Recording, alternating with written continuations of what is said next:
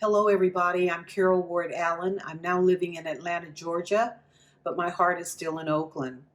I certainly want to take a moment and thank Harriet, Cheryl, and Flo for taking time out of their very busy schedules to put on this celebration for Ben Hazard. I know he would greatly appreciate it. A few weeks before his transition, Ben was here in Atlanta visiting his daughter. I invited him to lunch, and afterwards we came to my place. I was delighted to show him my new apartment where I have a Ben Hazard wall of art. There are four smaller pieces that are part of the set, and the larger piece is one that includes a photograph of me as a small child. When I was still in Oakland, Ben had started this piece of art, and so he asked me could he borrow that photograph, and he included it in this photo, and I purchased the piece. Ben and I spoke on the telephone before his departure back to California. I said to him, well, Ben, have a safe trip and call me when you get there.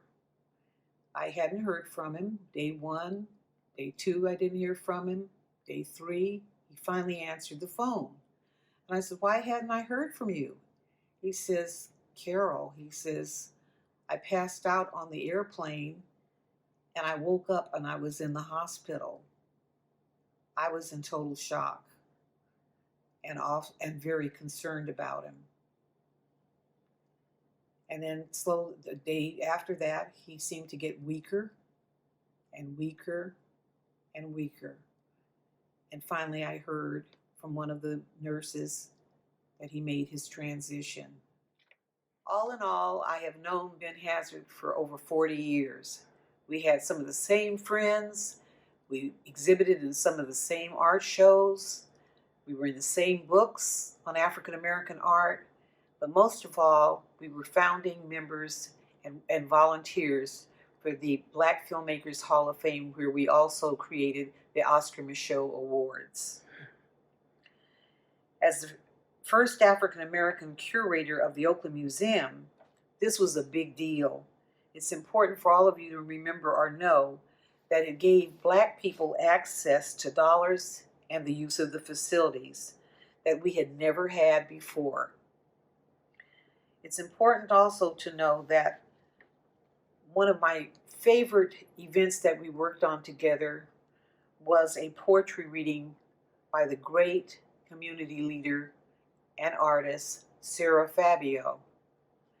Sarah Fabio happens to be Cheryl Fabio's mother.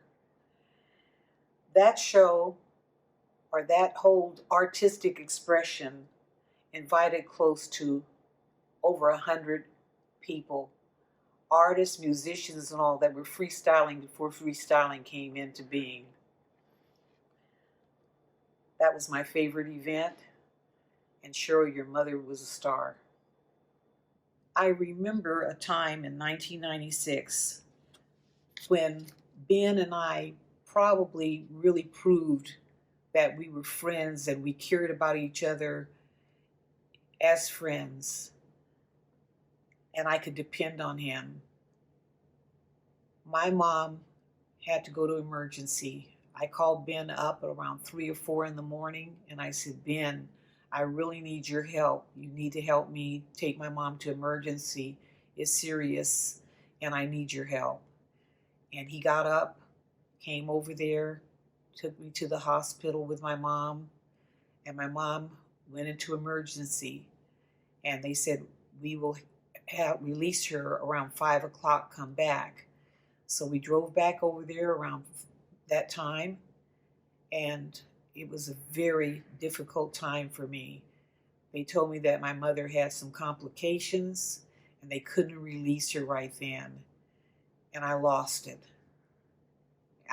My heart was broken. I lost it because I was getting some new information that I didn't have before, and Ben had to hold me back from the doctor. And he was just there, the stabilizing force, and I really appreciated everything that he did. Now we're here today where he was ill and he needed me to help him. And I think that's why his passing has struck me so very hard. I've been heartbroken over it, and the irony is that Ben's passing was right around the time of my mother's birthday, and so I have the linkage there. Finally, I'd like to just say, I'd like to use a quote that Duke Ellington once said. He says, "When the man is gone, the music still lives on." And I would like to say to Ben, although he is no longer with us, his work still will remain with future generations.